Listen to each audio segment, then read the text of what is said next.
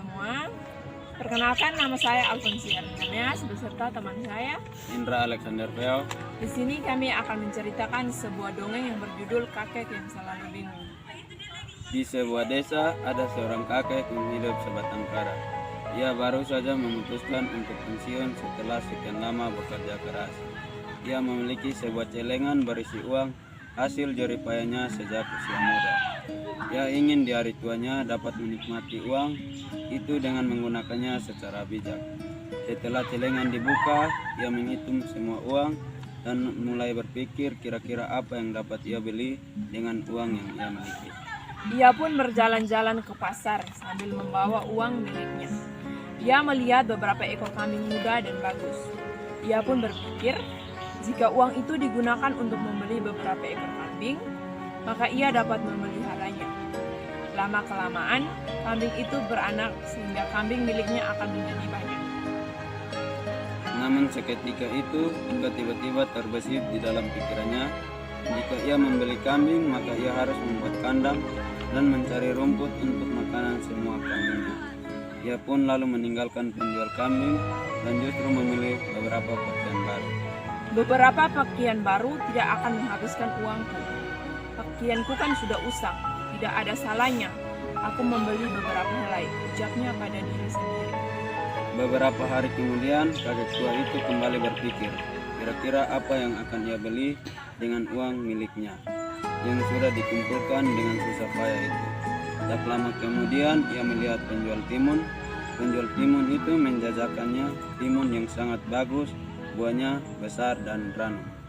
Terbesit di dalam pikirannya, jika ia membeli beberapa timun dan bijinya ditanam, maka ia dapat memanen timun yang bagus-bagus seperti itu. Selain dijual, timun hasil panennya dapat dijadikan makanan sehari-hari.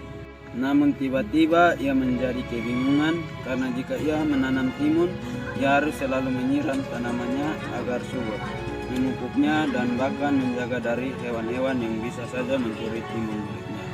Ia pun berlalu meninggalkan pedagang timun dan memilih pulang. Namun saat pulang, ia melihat beberapa pedagang makanan enak. Rasanya sudah lama ia tidak makan enak. Ia pun pulang dengan membeli begitu banyak makanan enak. Keesokan harinya, kakek tua itu kembali berpikir apa yang akan dia beli dengan uang hasil bekerja saat usia muda. Tak jauh dari tempatnya berdiri, ada seorang penjual ikan nila. Kakek tua itu melihat ikan-ikan nila itu mengibaskan sirip dan berenang ke dalam kolam kecil. Terlintas di dalam pikirannya untuk memelihara ikan nila. Ikan nila akan cepat tumbuh besar dan beranak. Lama-kelamaan saat sudah besar, ikan tersebut dapat dijual dan menghasilkan uang. Tiba-tiba kakek tua kembali bingung. Jika ia memelihara ikan, ia harus menyediakan makanan ikan setiap hari. Jika kemarau dan kolam ikan menjadi kering, ikan-ikan akan mati. Ia pun pergi meninggalkan ikan nila dan bergegas pulang. Saat hendak pulang, tiba-tiba sandal yang ia kenakan putus. Sandalnya harus segera diperbaiki. Namun, butuh waktu lama untuk memperbaikinya. Ia pun mendekati penjual sandal dan membeli beberapa pasang sandal. Hingga suatu hari, ia masih saja bingung apa yang akan ia beli. Pak tua terkejut karena uang di saku celananya telah habis. Pak tua sangat menyesal mengapa ia selalu bingung dengan apa yang ada di hadapannya. Pak tua sangat menyesal karena ia telah bekerja keras mengumpulkan uang di waktu muda.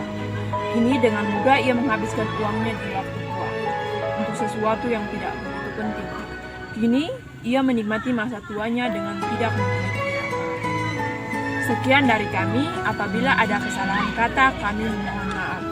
Sekian dan terima kasih.